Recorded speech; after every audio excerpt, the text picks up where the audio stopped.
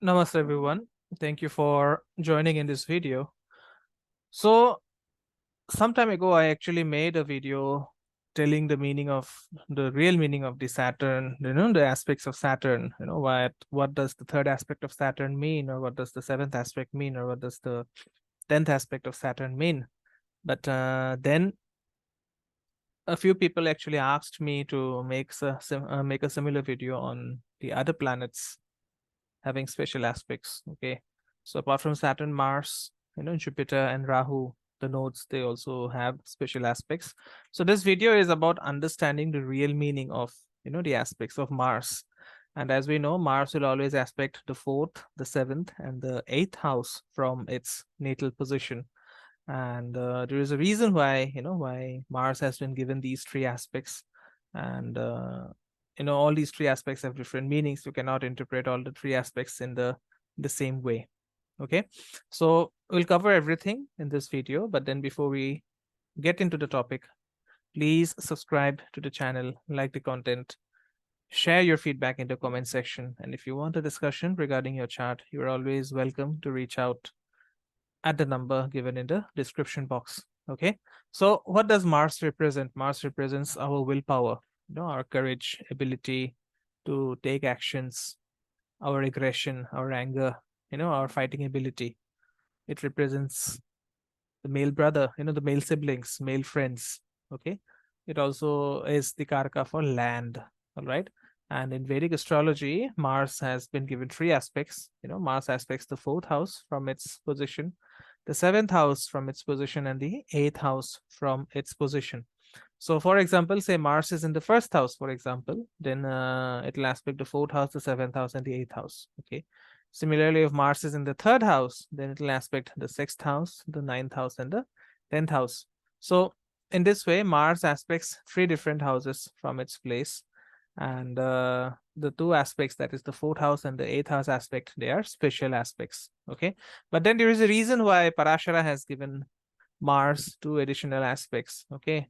Let's look at the fourth house first, the fourth house aspect first.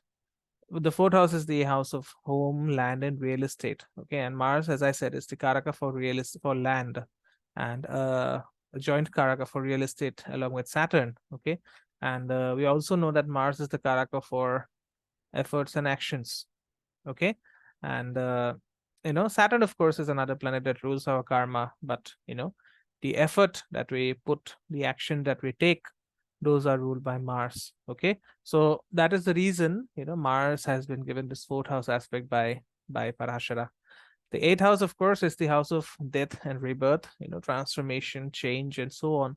And the natural eighth house in the Kalpurush chart is ruled by Scorpio, whose lord is Mars. Okay, now Saturn is also given the karaka of the eighth house, but the eighth house primarily contains the energy of Scorpio, and Scorpio, as we know, is ruled by Mars. So that is one reason why Parashara has given this eighth house aspect of Mars. Okay, now to interpret the aspects of Mars correctly, we have to understand the dignity of Mars in the natal chart, because the dignity of Mars will tell you about the dignity of your actions. Say, if Mars is exalted, then the person will always take a legal or righteous action to get anything. But if Mars is, say, debilitated, then the person may take some illegal approaches or even cheat or be violent towards anyone to achieve it. Okay, and if Mars is neutral, say it is placed in Jupiter's house, or if it is placed in Sun's house, then such a person will be calm whenever he or she takes action. Okay, similarly in friendly signs, the person will always be charged up to achieve goals. Okay, so if Mars is exalted, or if it is in a neutral house, or if it is in a friendly house, then these people will be go-getters, but they may not break the law.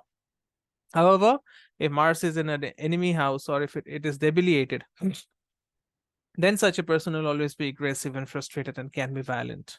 Okay, so you have to understand the dignity of Mars before you start interpreting the aspects. Okay, and we also need to take into consideration the fact that Mars gets directional strength in the 10th house, and it becomes, that is Digbala, and it becomes Dikshunya. That means it loses directional strength in the fourth house.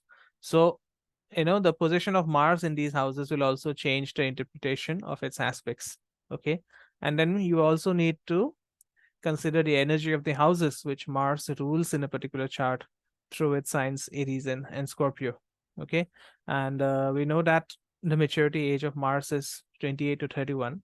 So if someone is older than 31, then the results of Mars will be more favorable, as now the energy of Mars has matured. Okay. Now, if Mars is retrograde in the chart, then you know the aspects of Mars will become more favorable to the individual after 36. Okay. So before 36, such a person may be very lethargic or may not have the right idea of taking actions. So you also have to keep this thing in mind. Similarly, if Mars is combust, then it'll become favorable to the native only after the age of 55. Okay. So then the aspects will also start working well for the person. Okay. Say Mars is the karaka for cooking, and we all know the story of Colonel Lyson Sanders, who founded KFC at the age of 65. I've not seen his chart, but maybe he had a pretty bad Mars that became active and gave him that recipe at the age of 65. Okay. So anything can happen. Don't discount anything because it looks bad and at first interpretation. Okay. Now the fourth house aspect, as we know, the fourth house aspect is about land and real estate, and Mars wants to capture or control something through its actions. So it shows that in whichever house Mars is putting its fourth aspect, the person will want to capture, control, or own the significations of that house. Say, if Mars is in the second house, then the fourth aspect will be on the fifth house. So the person might want to control or own things related to the fifth house. For example, the fifth house represents, sporting activities. It is the house of sporting activities, and Mars is the karaka for athleticism. And similarly, if Mars is in the fourth house, then controlling actions go to the seventh house of spouse. Okay. So every fourth aspect of Mars, in whichever house the fourth aspect of Mars is falling, it will signify what a person wants to capture or control. Okay. Now, the seventh house aspect, this is about dominance. This is about being possessive. This is about being authoritative. Okay. So on whichever house Mars is putting its seventh aspect, the person wants to dominate the things or the people related to that house. Okay. So say, if Mars is in the first house, then the person will try to dominate or try to show, his or her authority over the spouse, and may, have a very controlling and very possessive nature regarding the spouse, right? So Mars in the third house, the person will try to dominate his teachers or gurus in the ninth house. So for example, these people may not agree with whatever is taught to them by their gurus and will try to dominate them. Okay. And then Mars is in the eighth house. So the eighth house aspect of Mars, we know that the eighth house is the house of changes. It's the house of transformations. And whenever Mars aspects the eighth house, or in whichever house the eighth aspect of Mars is falling, that house will see a lot of changes, twists, and turns. But then this is an aspect of determination, and the person remains determined despite the instability in that house, and that determination allows the person to make course corrections as necessary. Okay. Say Mars is in the 10th house, then it may give troubles in romance and love, because the eighth aspect of Mars will be in the fifth house of romance and love, and it may also disturb your education. But then if the person remains determined, in that case, after the age of after the age of 28 to 31, such a person will be able to achieve those things which are related to the fifth house. Okay. Similarly, if Mars is in the second house, then its eighth house aspect will be on the ninth house. Okay. So completing higher education can become a hurdle for that person, and such a person might also not share a pleasant relationship with the father. Okay. So this is the way that you can look at your chart and interpret the aspects of Mars.